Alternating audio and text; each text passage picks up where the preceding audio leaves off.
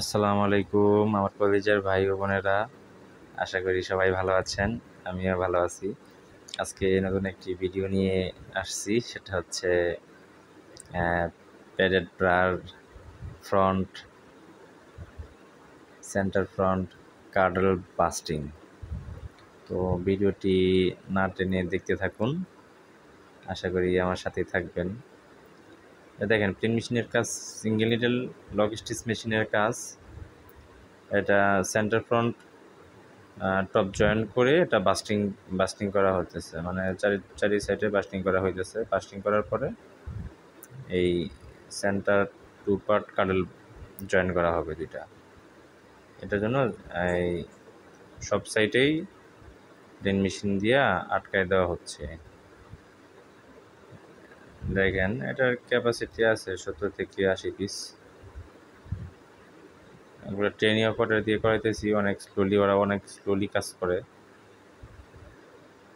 দেখেন, একটা পরে একটা জয়েন করা হইতেছে। আসলে এগুলা ভিডিওগুলা করতে অনেক ভালো লাগে, আপনারা মনোযোগ দিয়ে দেখতে থাকেন। যারা এই প্যাডেড ব্রার কাজ শিখতে চান, তাদের কৌতূহল আছে আসলে ব্রা কিভাবে বানাইতে হয়।